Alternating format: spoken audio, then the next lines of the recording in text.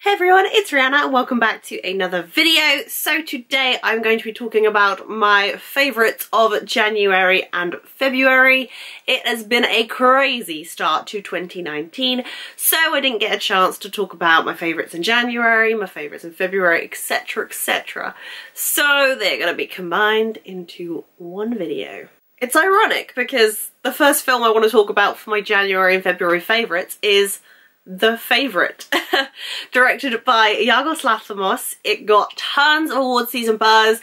Olivia Colman was winning every award going, and deservedly so. I absolutely loved The Favourite. The Favourite is a historical piece that tells the story of Queen Anne and her friendship with Sarah Churchill and a woman named Abigail, who is Sarah's cousin. Now, Sarah Churchill, who is played by Rachel Weisz, has a very close relationship with Queen Anne, played by Olivia Colman, but when Abigail comes into the picture, who's played by Emma Stone, their friendship and relationship is threatened. And all while this is going on, they're trying to figure out the politics of war and such, but it is mainly about the friendship of these three females. Now, the only other Yorgos Lanthimos film I have seen is The Lobster, and I kind of knew going into this film it was gonna get a little bit weird.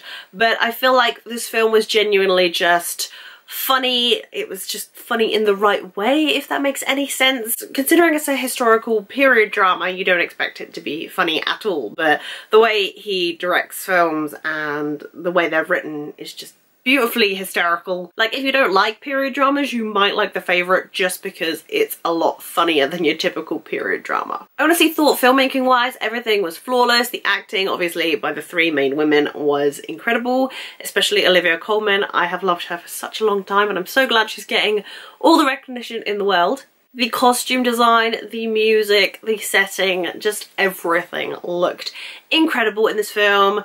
The cinematography, the writing was amazing. I just loved everything about it. I can't wait to watch The Favourite again, just because I feel like it's one of those films where you can pick out different details every time you watch it. And I just think as a whole, this whole ensemble cast, this whole film was just fantastically done. I'm so mad that it came so late to the UK, considering, you know, it's a film based in Britain about British history. It got the latest release in history in the UK, I swear. Like, we always get the good stuff late. So that was my film favourite of January. My TV favourite you may have heard me talk about before, and I apologise if you have, but I'm still going to talk about Sex Education, which is a Netflix original TV show. This story is sort of like a high school coming of age story. It takes place in a British high school following the sixth form students of Moordale. The main character's name is Otis Milburn, played by Asa Butterfield, who gets into a sort of secret sex therapy clinic because his mum's a sex therapist, so he knows a lot about it. He gets in this with the bad girl of the school, Maeve Wiley, with his best friend Eric, and it just basically chronicles all of the different stories going around his school. Now, Sex Education is a strange one, but I absolutely love it. It's obviously based in England. All the actors are English. It is very English because, you know, it's talking about sex, it's quite awkward, but it has a very American style. Like, they don't wear uniforms. I mean, they are in sixth form, and I didn't wear a uniform in sixth form, which is like the higher years of high school, but it's just a bit weird that they don't, you know, wear uniform, and even more so that they wear like Letterman jackets and stuff.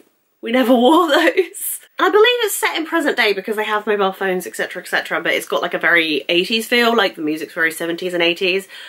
So I feel like it's very reminiscent and paying homage to the high school films of the 80s, like John Hughes. It's got a very John Hughes vibe.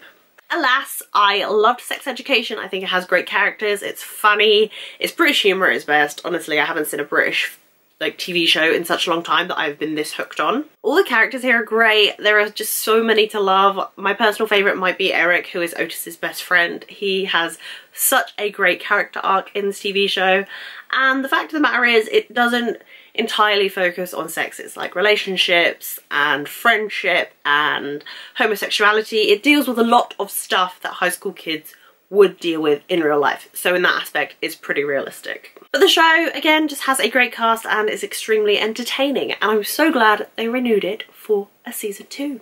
Those are actually all the favourites I have for January. I have way more favourites for February, so let's crack on with that. When I talk about my February favourites for TV shows, you are going to think that I'm sponsored by Netflix. I'm not. I just have no life. But Netflix, if you are watching, message me. My first February favourite for TV is Russian Doll, which is the latest TV show starring Natasha Lyonne. It's about a woman called Nadia who is just trying to enjoy her 36th birthday, but then she ends up dying. But then she returns back to the same night of her 36th birthday. So it's just a continuous loop like Groundhog Day or Edge of Tomorrow. And as Nadia goes through having to relive this same day, she's trying to figure out what the hell is going on and how she can get back to reality. That's all I'm going to tell you because I don't want to spoil anything, because this is one of those kind of mindfuck shows. I feel like in the first couple of episodes of Russian Doll I wasn't fully invested. Everyone had told me like it was super funny, super addictive, and these are only 20-minute long episodes and there's only 8 of them, so it's very binge worthy, but I wasn't fully into it. But then I sat down again and I pretty much binged the whole rest of the season, so like 6 episodes. After you're sort of used to going back into the same time loop again, it does become extremely funny and you notice things in the background and it all adds up in the end. It's one of those shows. I feel like I have to go back and watch it to make sense of it a little bit. I thought Natasha Lyonne as Nadia was really great. She's just this 36-year-old woman just like trying to figure out life still. Like you would think she already had it figured out, but she's living in New York. She doesn't really know what she's doing. And this sort of puts her brain into perspective. I also love the character of Alan. I thought he was a great character. What he was going through and his friendship with Nadia was really, really great. I just love them two together. They have such a cool, weird chemistry and vibe, I suppose. Russian Doll's really well written and the ending of the show will boggle your mind. It's smart, it's funny, it's binge worthy. Natasha Lyonne is great in it, so if you've got a spare couple of hours, Russian Doll is great. My film favourite of February is the latest film by Robert Rodriguez, and that is Alita Battle Angel. This might sound like a weird and controversial pick considering it's had mixed reviews, but the more I think about it and the more the flaws kind of fade away, the more I like it. Alita Battle Angel tells the story of this doctor that grabs parts from a sort of scrap pile and pieces together a cyborg he names Alita. And little does he know, and Alita know because she has no memory, she was once a kick-ass cyborg. Basically, they live on the ground on Earth where they're sort of poor. It's a very dodgy neighbourhood down there, and then everyone else who's rich and privileged gets to live on a kind of floating surface above them, basically. And there's no real way to get to that high place other than winning motorball, which is the sport they play. Although I did feel like Alita spent a lot of time using exposition to explain the storyline and the world building, I thought it just looked so freaking cool. Rosa Salazar, who actually voices Alita and does, I think, the motion capture for her, is really, really great. Even though Alita is a cyborg, she's incredibly likable. You super root for her in this film, and just some of the action scenes are super, super badass. Like I was talking about Motorball, like one of the ending scenes of this film is so freaking cool. I'm kind of sad I didn't see this in 3D. Like the action is so fucking cool. Other than like the exposition with the storyline and world building, there's a lot of romance here that I wasn't fully invested in and feel like took up way too much of the plot line, considering they could have used it in other areas of like the world building or something else. Yeah, wasn't a fan of the romance. Not a huge fan of romances within action films, I guess. And you kind of know that Alita Battle Angel is going to be like a series of films because it's based off a manga and James Cameron's involved, and we probably won't see the next one for another 10 years. But Alita Battle Angel was freaking cool. I would go and see it again just for those action sequences. They were fucking awesome. I said earlier I had way more favourites for February than I did January, but I really don't. So my last February favourite is another TV show that is on Netflix. Yeah. But that is The Umbrella Academy. I am debating making a whole video about The Umbrella Academy because I loved it. I really, really loved it. When I finished it, I was super sad. Now, The Umbrella Academy is based off a series of graphic novels written by Jared Way, who was the lead singer of My Chemical Romance. Like, all you, like, noughties emo kids know who I'm talking about. Anyway, the TV show is based off the graphic novels, and we follow a family of children with superhuman abilities. Basically, on this one day back in like 1980 or something, there were around like 40 or 30 children born on the same day, where like the mother wasn't pregnant in the morning, but literally the babies just came out.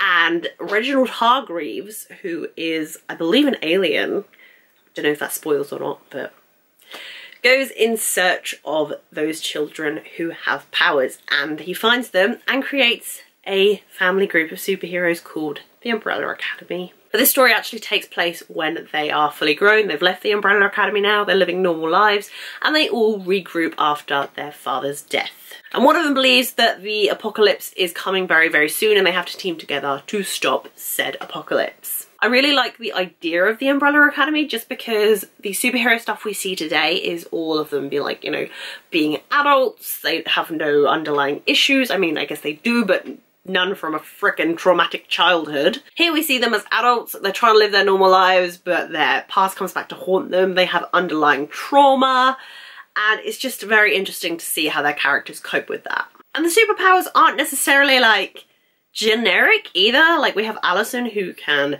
say anything and for it to be true, or make anyone do what she wants to do. And then we have Klaus, who can speak to the dead. Klaus may be my favourite character, but that's maybe because he's played by Robert Sheehan and he's my favourite character in everything. Diego, who is incredibly skilled with knives. Five can teleport through time and space. Luther has superhuman strength, and Vanya is actually the only normal one out of the family.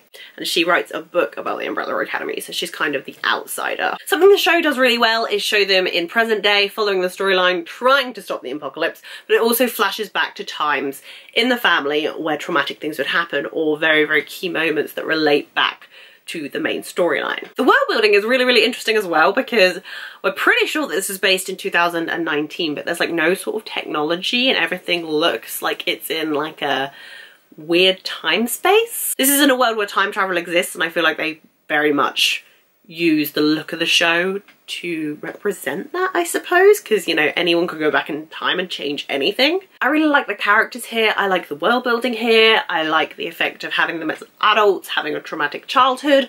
I think all of it just generally works. Plus, the action scenes are phenomenal. They are set to some jamming tunes. The music's great. Just the whole cast is great. Love all the characters. There are a few bits in here that are very weird, like some random like dance sequences here and there, but not really mad about them. I do believe a season 2 has been confirmed, and I really want to read the graphic novels, but I also don't want to spoil it for myself.